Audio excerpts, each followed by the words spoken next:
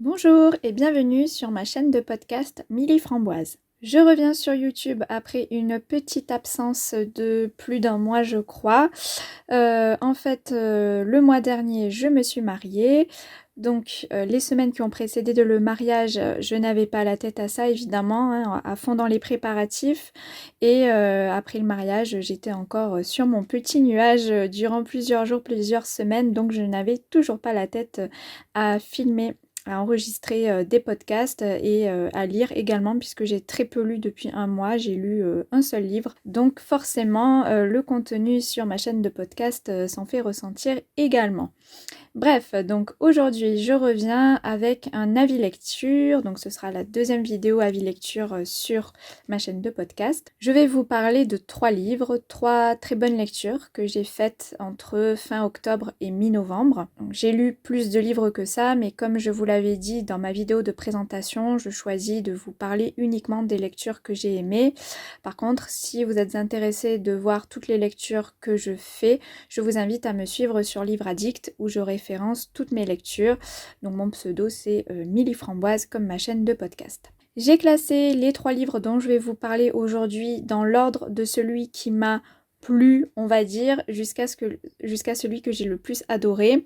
Donc sachant que même celui qui m'a plu m'a vraiment plu, hein. Comme je vous dis, je vous parle vraiment des lectures, je privilégie les lectures que j'ai vraiment beaucoup aimées, des lectures que j'en garderai quelque chose, quoi, voilà. Je commence tout d'abord avec ce livre, Mariage à l'indienne, de Kavita Daswani, aux éditions Le Livre de Poche. Je poursuis ma découverte des auteurs asiatiques et j'étais tombée sur ce livre à Easy Cash, donc j'ai été interpellée par le titre. On va suivre l'histoire d'Anju, c'est une journaliste new-yorkaise d'origine hindoue qui est écartelée entre son envie de vivre à l'américaine, de profiter de la vie, de ses plaisirs, et d'un autre côté de respecter les traditions indiennes, et par extension faire plaisir, si ce n'est obéir à ses parents, qui la poussent à se chercher un mari à tout prix.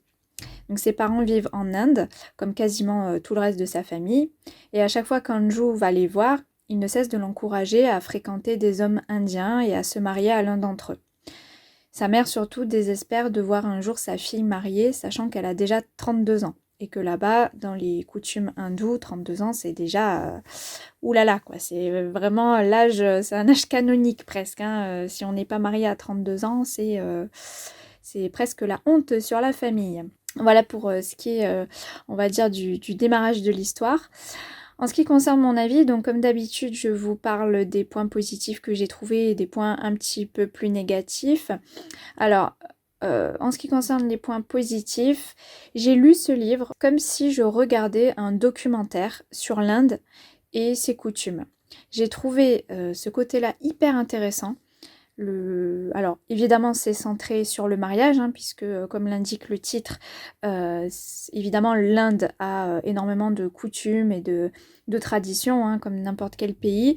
Mais ici dans ce livre nous allons vraiment rester cantonnés au mariage, qui est quelque chose de sacré en Inde. Les mariages hindous durent même plusieurs jours, voire même toute une semaine, hein. C'est des grosses fêtes, des grosses célébrations avec des centaines et des centaines d'invités. C'est avec énormément de costumes, de bijoux.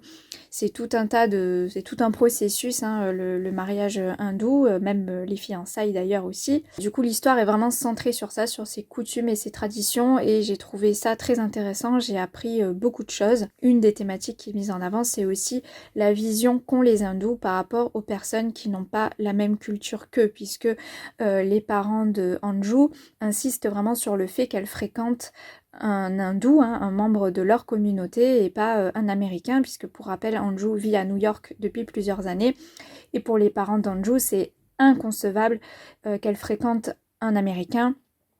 Ou alors si elle le fréquente, eh bien au moins qu'elle ne se marie pas avec, voilà. Alors moi personnellement ce livre a fait beaucoup écho en moi, puisque cela m'a beaucoup rappelé ma belle famille. Donc mon mari n'est pas indien, mais il est d'origine asiatique, et c'est vrai que j'ai reconnu quand même pas mal justement de ces traditions où le mariage est très important dans la culture asiatique en général, je pense. En tout cas dans la communauté d'où est originaire originaire mon mari, ça c'est sûr. Après on peut faire le parallèle je pense avec beaucoup de communautés qui veulent que leurs enfants se marient avec les membres de la même communauté. Ils ont cette peur on va dire de l'inconnu, de l'étranger, des gens qui ne sont pas comme eux. Et voilà, ce qui met beaucoup de pression aux enfants, évidemment. Et j'ai trouvé voilà, que ce côté-là était très bien exploité dans ce livre. On sent vraiment le poids des traditions sur les enfants, puisque Anju a cette envie d'explorer le monde et de fréquenter à droite à gauche avant de se caser.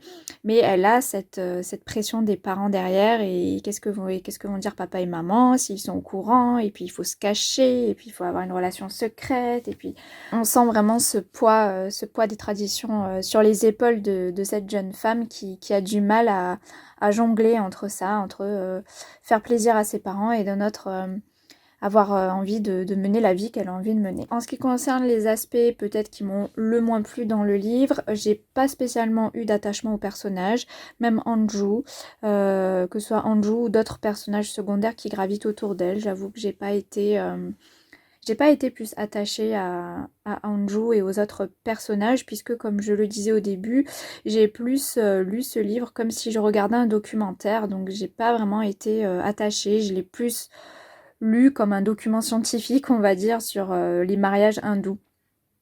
Et de plus, j'ai pas trouvé non plus l'histoire très transcendante. C'est, comme je le disais, pour moi plus un documentaire qu'une véritable histoire, donc j'ai pas eu envie de tourner les pages à chaque fois pour savoir ce qui allait arriver par la suite. C'est comme si j'avais regardé un documentaire à la télé, donc ça m'a plus appris des choses au niveau intellectuel, au niveau culture générale, que d'être transcendée par une histoire et touchée par une histoire. Pour conclure, je dirais que c'est un bon livre pour en apprendre plus sur les coutumes de l'Inde, notamment concernant le mariage. Si c'est quelque chose qui vous intéresse, eh bien je peux vous le conseiller. Le livre en tout cas porte bien son titre, évidemment si le mariage ne vous intéresse pas du tout et que vous n'êtes pas du tout là-dedans, ou que c'est quelque chose qui vous passe complètement au-dessus, et bien passez votre chemin évidemment, puisque c'est vraiment centré sur le mariage. Par contre, si ça vous intéresse, eh bien n'hésitez pas. Moi, je lui ai mis la note de 16 sur 20. Je vous parle à présent de La petite bibliothèque de l'espoir de Kate Thompson aux éditions City. L'histoire se passe à Londres durant la Seconde Guerre mondiale, en 1944 plus précisément. On va suivre Clara, c'est une jeune femme bibliothécaire, qui suite au bombardement de la bibliothèque où elle travaillait, et la mort de son gérant, elle va décider d'ouvrir une petite bibliothèque au cœur d'une station de métro qui sert d'abri anti-aérien. Donc vraiment quelque chose de très original et de peu banal. Et en fait, dans cette station de métro, il y a des milliers de Londoniens qui ont élu domicile. Et la vie va s'organiser autour de cette station de métro. En fait, c'est comme si un petit village avait élu domicile sous la terre, littéralement. Au rythme des bombardements. Une sorte comme ça de mini-ville sous terre avec des petits commerces et une bibliothèque où Clara offre un peu de réconfort aux gens qui se retrouvent dans le chaos. On va suivre Clara, mais aussi sa meilleure amie et d'autres personnages comme ça qui vont faire vivre cette bibliothèque, bien sûr, des lecteurs qui vont venir emprunter des livres. Et tout ceci vraiment sous fond de guerre, donc c'est pas forcément tout le temps joyeux, mais cette petite bibliothèque, eh bien, ça apporte une petite touche comme ça d'espoir et de réconfort aux personnes qui vont se réfugier dans leur lecture, et qui maintient également le lien social avec tout le monde, parce que tous les gens qui se retrouvent à la bibliothèque se serrent les coudes, et voilà, ça fait toujours du bien. En ce qui concerne mon avis, ce que j'ai vraiment beaucoup aimé dans ce livre, c'est que c'est inspiré de faits réels. Ça, je l'avais vu, je crois, dans le résumé. Et ça m'a encore plus touchée du coup de savoir que cette petite bibliothèque a vraiment existé. Alors elle n'était pas tenue par le personnage de Clara, mais ce qu'il y a de très intéressant, c'est qu'à la fin du livre, on a un petit historique, on va dire, de cette bibliothèque-là, avec une photo, des vieilles photos des gérants qui étaient à la tête de cette bibliothèque souterraine. Et voilà, quand j'ai su ça, ça m'a encore plus touchée. Et du coup, oui, j'ai trouvé ça très original et peu commun que l'auteur se soit intéressé à cet aspect-là à Londres en 1944. Voilà, c'est pas forcément ce à quoi on aurait pensé en premier lieu. Et j'ai trouvé ça très intéressant, que ce soit inspiré d'un fait réel. Ensuite, ce que j'ai adoré, bien sûr, c'est l'héroïne Clara, que j'ai trouvée très attachante. Elle essaie toujours de faire le bien autour d'elle et j'aime beaucoup ce genre de personnage dans les livres ou même dans les films. C'est le genre de personnage qui me touche beaucoup. Et j'ai beaucoup aimé également les personnages qui gravitent autour d'elle, les personnages secondaires qui sont également très attachants.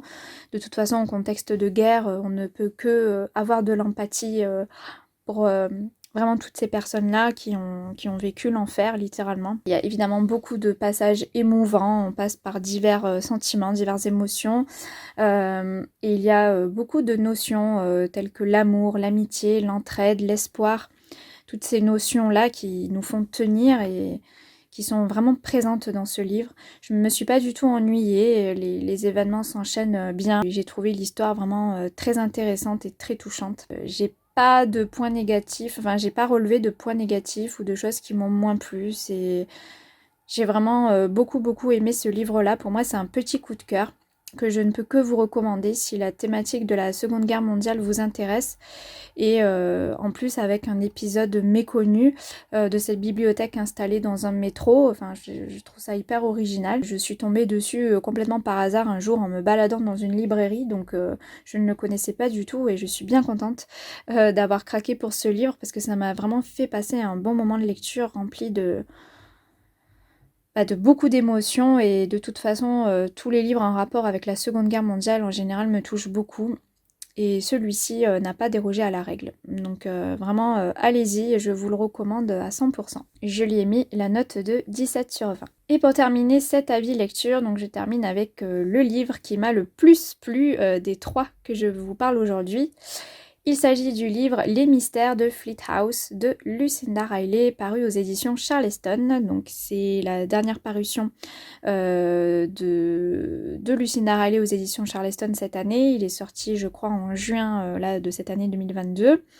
Donc je l'ai lu presque 6 mois après. C'est un des premiers livres qu'avait écrit Lucinda Riley au milieu des années 2000 et qui a été édité cette année. Donc c'est un de ses premiers écrits qui n'a pas grand-chose à voir avec ce qu'a l'habitude d'écrire Lucinda Riley, puisque moi, pour rappel, c'est une de mes auteurs préférées, donc j'ai lu tous ses livres, tous les livres qui ont été traduits en français, je les ai tous lus, et c'est vrai que bon, Lucinda Riley n'est pas connue pour écrire du roman policier, puisque là, il s'agit bien sûr d'un roman policier. En fait, c'est un mélange de roman policier et de secrets de famille, puisque si vous ne connaissez pas Lucinda Riley, elle est spécialiste des romans saga familiale avec des secrets de famille, c'est d'ailleurs là que je l'ai connue, et c'est un de mes genres de livres préférés. Mais là, elle s'est essayée à autre chose avec vraiment une... Alors, c'est même pas une touche policière, hein, c'est quasi... Enfin, le livre en lui-même est un roman policier. L'histoire se passe dans le Norfolk, dans la campagne anglaise, dans un prestigieux internat. Un jour, un élève de 17-18 ans à peu près, je ne sais plus quel âge il a exactement, est retrouvé mort dans sa chambre. Le directeur s'empresse de conclure à un accident parce qu'évidemment, il veut éviter de faire des vagues et de trop propager cette information qui pourrait nuire à son petit business, on va dire. Mais l'inspectrice de police qui a été mise sur cette affaire, donc Jazz Hunter, elle s'appelle, n'est pas de cet avis et elle va mener l'enquête. Alors, l'inspectrice est très présente dans cette histoire, puisque on va la voir sur l'enquête, mais on suit également en parallèle sa vie privée, donc elle est très présente dans l'enquête, heureusement, dans l'histoire, pardon. Heureusement, elle est très attachante, donc ce qui fait que ça va, ça pose pas de problème. Il se trouve que l'histoire de ce jeune homme retrouvé mort va faire ressurgir des secrets vieux de 30 ans. C'est pour ça que je disais tout à l'heure que c'est aussi un mélange de secrets de famille. Et c'est toute une pelote de laine que Jazz Hunter va devoir démêler.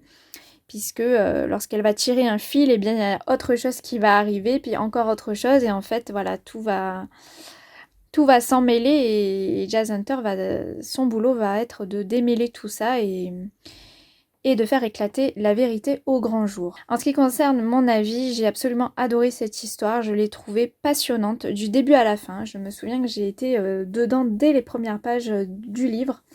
Lucinda Riley installe tout de suite une ambiance et on est tout de suite pris dans l'histoire. J'ai trouvé aucune longueur, je trouvais que ça se lisait tout seul. Il y a pas mal de personnages, mais tout se recoupe au bout d'un moment. Parce que voilà, au départ, on se dit, tiens, qui est ce personnage? Qu'est-ce qu'il vient faire là? Et au final, on se rend compte que tous les personnages ont leur importance. Et avec du coup tout ce nombre de personnages, il y a une alternance de points de vue, ce qui dynamise l'histoire. Et donc ce n'est pas du tout ennuyeux puisque nous avons plusieurs points de vue. Nous ne voyons pas que l'inspectrice mener son enquête. Lucinda Riley a installé une atmosphère froide et glaçante tout le long, entre la mort du garçon, bon voilà, qui n'est pas un épisode très joyeux, et l'histoire en plus qui se passe en hiver, je crois même à un moment qu'il y a de la neige. Ce qui fait que l'atmosphère tout le long est assez oppressante, ça participe vraiment à installer une ambiance très froide et on s'y croirait quoi, on s'y croirait vraiment. Je trouve que le job de Lucinda Riley là, elle a bien fait parce que vraiment tout est bien décrit, on voit très bien cet internat en plein hiver avec le brouillard, la neige et cette mort qui pèse au-dessus de tous les jeunes là qui sont dans l'internat, et tout le monde prend peur, ça installe un climat de peur au sein de l'internat. Il y a également du coup des secrets de famille, ça évidemment j'adore, tout ce qui est secret de famille ça me passionne, et la fin que je n'ai pas vu venir. C'est une histoire que j'ai absolument adorée, j'ai pas trouvé de point négatif là aussi, pour moi c'est un coup de cœur, c'est un très bon roman policier, pour une auteure surtout qui n'est pas spécialiste du genre, je trouve que vraiment elle a géré là Lucinda Riley, surtout que comme je le disais au début c'est un de ses premiers écrits, donc vraiment chapeau bas. Cette histoire m'a vraiment passionnée du début à la fin et je ne peux que vous recommander si vous aimez les romans policiers, si vous aimez Lucinda Riley évidemment, mais même si vous n'avez jamais lu de livre de cet auteur, eh bien je vous le conseille si vous aimez de base les romans policiers, parce que celui-ci pour moi est un très bon roman policier. Je lui ai mis la note de 18/20.